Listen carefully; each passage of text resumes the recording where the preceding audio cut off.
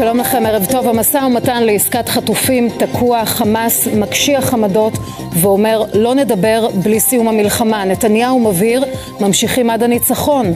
בשטח אחרי ימים ארוכים של קרבות קשים, צה"ל מודיע, השגנו שליטה מבצעית על שוג'איה. הלוחמים מרחיבים את התמרון גם למרכז הרצועה. בשעה זו מפרסם צה"ל תיעוד ממרכז העיר עזה.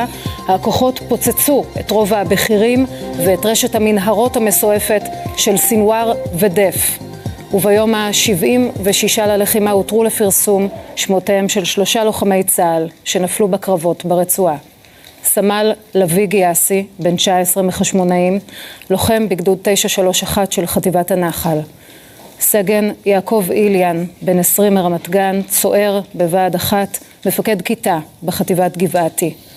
וסגן עמרי שוורץ, בן 21 משדמות דבורה, צוער בוועד 1, לוחם בסיירת צנחנים. יהי זכרם ברוך.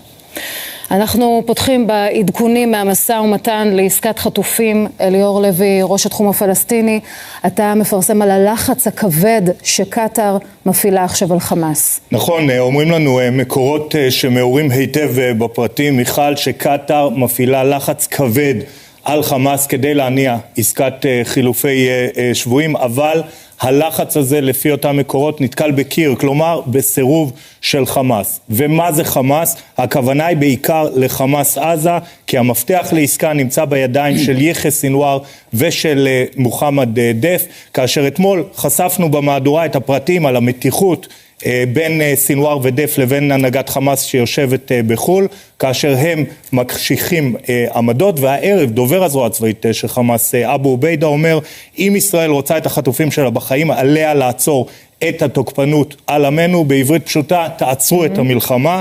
ומדוע זה חשוב? כי האמירה של אבו עוביידה זו אמירה של יחיא סינואר, הוא נמצא איתו, הוא למעשה הפה שלו. ולסיכום, הערב ניתן לומר שההצלחה של מגעים לקיומה של עסקת שבויים מתרחקת, אפילו מתרחקת מאוד.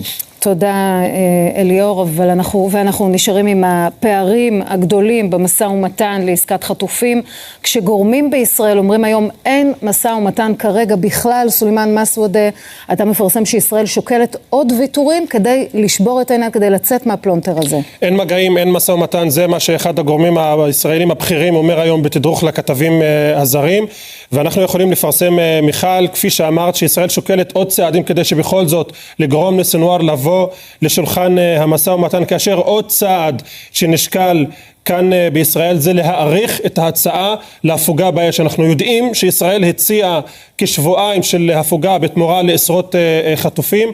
היום גורמים ישראלים אומרים לי שאנחנו גם יכולים להציע הערכה, כלומר מעבר לשבועיים האלה, 3 שבועות, חודש, זה כבר נמצא בתוך הדיונים. מנסים כאן בישראל בכל זאת להביא את חמאס לשולחן המשא ומתן, למרות האמירות הנחרצות האלה מצידם שאין משא ומתן כרגע. גם היום בישראל, מיכל, סבורים שאנחנו רחוקים מאוד מלהגיע לעסקה כלשהי. ובהמשך לדברים שאומר אליאור על קטר, אז גם היום בישראל אומרים לנו שקטר יכולה לעשות יותר כדי לשכנע את חמאס לבוא למשא ומתן. הכוונה שלו כמובן זה לרדת מהעמדה החד משמעית הזאת להפסקה כוללת של המלחמה. לא רואים בישראל איך בכל זאת חמאס ירד מהעץ הזה, אז כמובן שוקלים הערכה בהצעה להפוגה באש מעל שבועיים. תודה רבה סולימאן. בצה"ל נערכים לשלב הבא בלחימה שהתמקד רועי שרון, פרשננו לענייני צבא, באזור דרום הרצועה.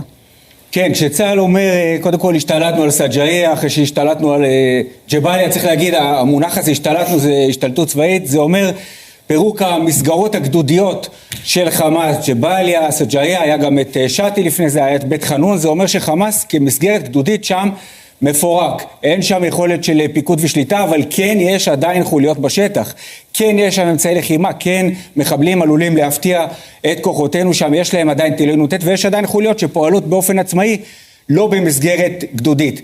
ביממה האחרונה ראינו יציאה של חלק חיילים מחטיבות, גם גולני, גם צנחנים, גם ביסלח וגם 188 של שריון, יוצאים להתרעננות. ההתרעננות הזאת תסתיים ואז צה"ל יגביר את הלחימה, והצפי הוא שצה"ל צפוי להתמקד ולהעתיק חלק מהכוחות שפעלו בצפון הרצועה חלקם לאזור של דרום הרצועה.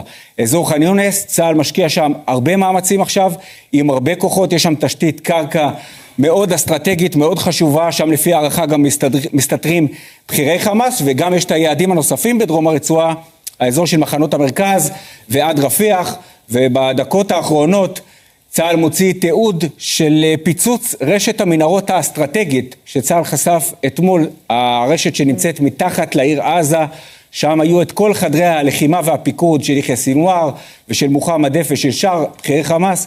זה התיעוד שאנחנו רואים עכשיו על המסך של לוחמי יחידת יהלום וצוות הקרב של חטיבה 401 של השריון. תודה רבה רועי.